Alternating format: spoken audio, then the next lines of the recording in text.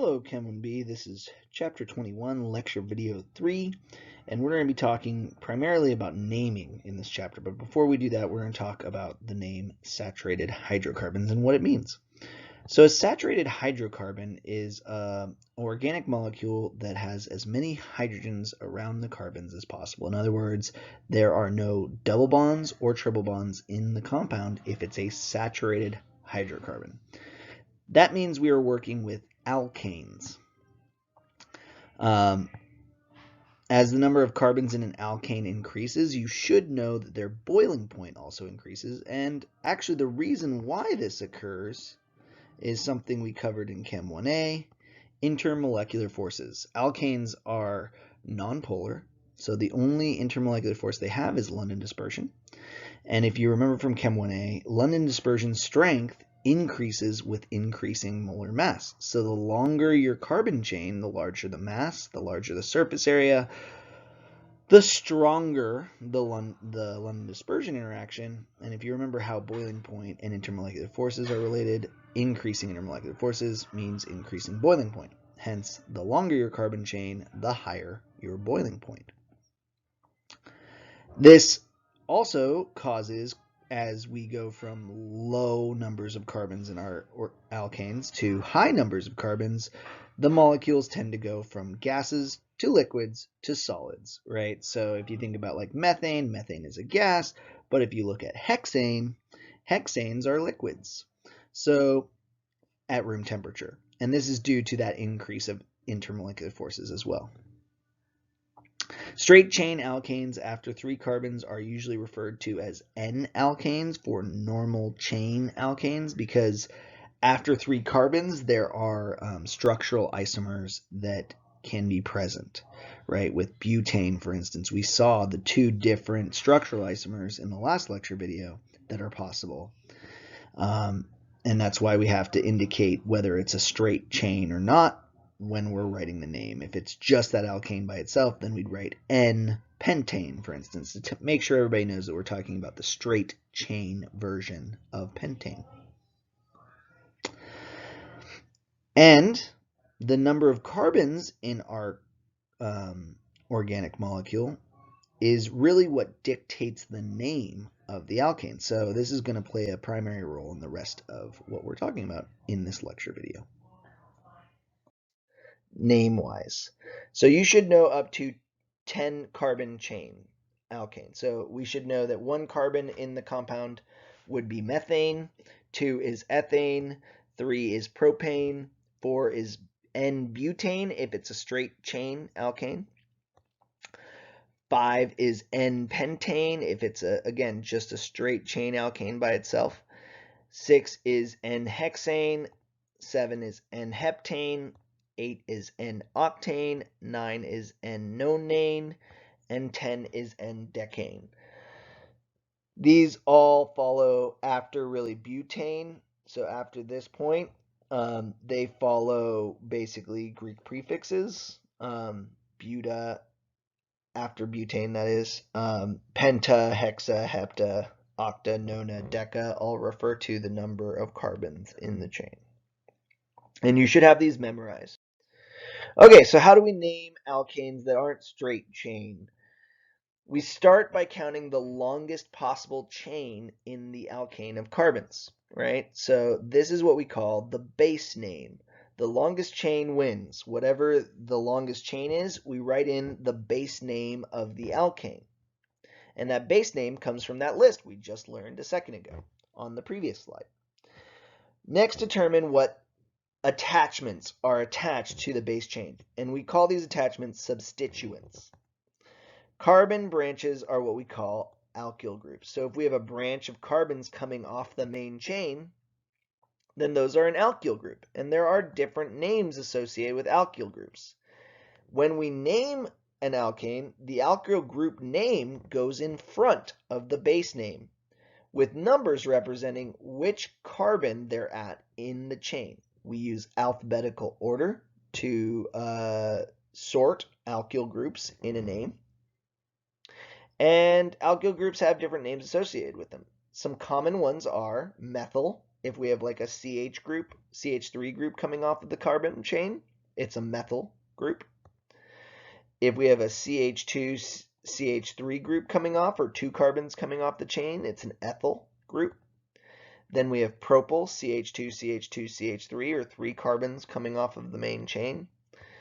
And after that, we have 4 carbons coming off. That would be a butyl group. It's very, very rare to get larger than a butyl group coming off of the main chain. If that were the case, then your main chain has to be exceptionally long. So these are the common ones that you should be aware of and know. So other alkyl groups that you should know, some of which are more complex. One, for instance, could be isopropyl. This is a bond in this case, right? So let's say I have a carbon chain. I could have an isopropyl group that comes off like this. This group here is an isopropyl group, and we'd name it as isopropyl. We could also have an isobutyl group, which is a little bit different. So I have to make a little bit of a longer chain here. For instance, this could be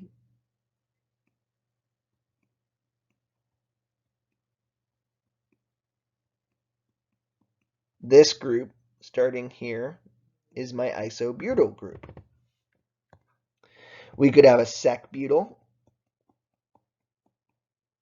This could be something like this. This group here is sec-butyl. And finally, we have tertiary butyl or tert-butyl, which would be something like that coming off, which I like to think of as like a crow's foot. That's how I remember this one. This one's my peace sign. This one's like, I don't know. I don't have anything for the other two, but you do need to be able to recognize these and name them appropriately. Practice makes perfect in these cases. So let's do some examples. Let's name this compound. The first thing I need to do then is figure out how long is the longest chain, right? So 1, 2, 3, 4, 5. That could be my longest chain, or it might not be. Maybe it's 1, 2, 3, 4, 5. It doesn't matter at this point. We could pick either of those. But you got to be careful, right? It's definitely not, because those are both 5. 1, 2, 3, 4. Oh, well, I guess it could be that one too. Sorry. Or it could be 1, 2, 3, 4, 5. Now, this is a very complex substituent, so generally we wouldn't count this way because that's isopropyl. Most of the time we try to get the simplest substituents we can, right? So I'm going to say this is 1, this is 2, this is 3, this is 4, and this is 5. Right? Oops, sorry. This is my answer. Now next, I need to make sure the numbers of my substituents that I number the carbon are as small as possible. So if we look at this, if this is my main chain that I'm counting, you see the answer there. But here is an ethyl group because there's 2 carbons attached to the main chain. Here is a methyl group because there's 1 carbon attached to the main chain. So I would start with, hey, my main chain is 5 carbons long. That means pentane. And then ethyl comes before methyl in the alphabet, so we do ethyl. In front of ethyl, I'm going to put -3 because it's at carbon 3. And then I'm going to do -2 methyl because the methyl group is at carbon 2. And so that's how we name this alkane. So if we look at this guy, we need to count our longest chain. 1, 2, 3, 4, 5, 6, 7, 8 carbons long here is our longest chain for sure. So I'm going to number them, but we need to number them so that our substituents have the lowest possible numbers. So we can number it this way. In this case, I have a 6, I have a 5, and I have a 3. But maybe if I number the other way, it's better. 1, 2, 3, 4, 5, 6, 7, 8. So it's actually better to number this way because in this case our substituents would be 3, 4, 6 instead of 3, 5, 6. 3, 4, 6 is a smaller number set than 3, 5, 6. So we're going to use 3, 4, 6. So we're going to number the top method.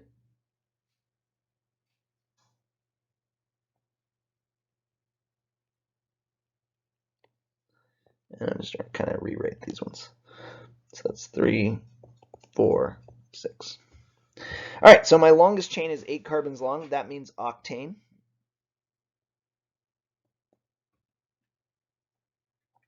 And I have 3 methyl groups. This is 1 carbon long, 1 carbon long, 1 carbon long. So I'm going to say trimethyl here, octane.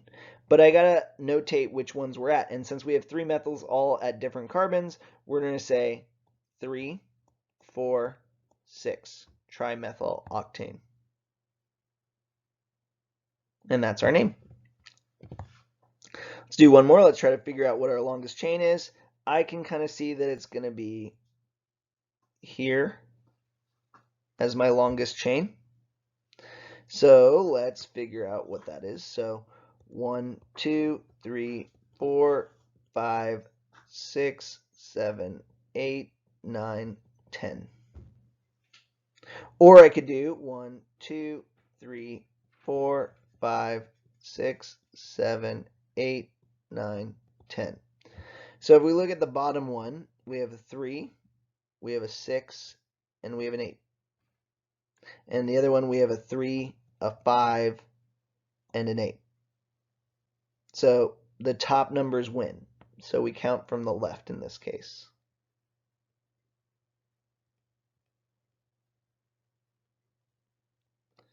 Since I have 10 carbons, I know this is decane. I have 3 methyl groups, 1, 2, 3. So again, it's going to be trimethyl decane. And I need to do a dash with my notation. So that's going to be 3, 5, and 8. So this is 3, 5, 8 trimethyl decane. All right, so naming takes practice. There's no way around it. If you don't practice this, you're not going to do them right. So make sure you go back and practice. And again, if you have any questions, please contact me. So let's talk about how to name alkenes and alkynes. They're pretty much the same rules with small exceptions. So the base chain is now the longest chain, but the longest chain that specifically contains the triple or double bond in the chain. And we changed the ending of ANE of our original base chains to ENE for double bonded ones, alkenes, and YNE, alkynes, for the triple bonded ones. And finally, we always give the chain that has the double bond or triple bond, that has to be the lowest possible number. So wherever the double bond is, that's where we got to make sure that double bond starts at the lowest possible value it can. We insert the number for the location of the double or triple bond right before the base name as well. So let's do some practice. So let's say we want to do this. We have 1, 2, 3, 4 carbons in our chain. It doesn't matter which way I count from in this case because they all end up being 1, 2, 3, 4. With the 2 is where the start of the double bond occurs. Since it's 4 carbons long, it would normally be butane. But I'm going to change this because there's a double bond to butene. So I start with butene, and then I have to do my substituents. So if I'm saying this is my chain, then I have 2 methyl groups. So this would be something dimethyl butene. But we need to put a number here. This number has to be 2 because that's where the double bond starts. So now I say dimethyl dash 2 butene, and I need to locate the 2 methyl groups. So that would be 2, 3. So we have 2, 3 dimethyl 2 butene as the name of this compound. if we look at something like this, we have 1, 2, 3, 4, 5 carbons, and it has to contain the chain, the triple bond. So this is our longest chain. And we have to start counting here because that gives us our triple bond at number 1, 2, 3, 4, 5. So if that's the case, I have an ethyl group and a methyl group. And since I have 5 carbons, I know it would be pentane if it had no triple bond, but since it does have a triple bond, it's pentyne. And I'm going to put 1-pentyne here to start because I have a triple bond and it's at carbon 1. Next, I'm going to put a dash, and I got to arrange my substituents in alphabetical order. Ethyl comes before methyl in the alphabet. So next would be methyl if I'm going the opposite direction, right? And then I'm going to dash that and another dash and ethyl and a dash. So I got to figure out what number goes here and here. They're both at carbon 3. So this is 3 ethyl, 3 methyl, 1 pentyne as a name. Let's do one more. So here's where it gets kind of tricky. Remember that your longest chain must contain your double bond. So it might be tempting to go, oh, hey, here's my longest chain, but that chain doesn't contain the double bond. So what I have to do is I have to count from here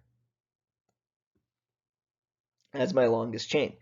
1, 2, 3, 4, 5, 6, 7, 8. So this is normally would be octane, but since we have a double bond, it becomes octene. And the double bond occurs at carbon 1, so this is 1-octene. Now we do have a substituent. It's this weird looking one. That one is isopropyl. So we have isopropyl, 1-octene, and the isopropyl group happens at carbon 2. So this is 2-isopropyl, 1-octene.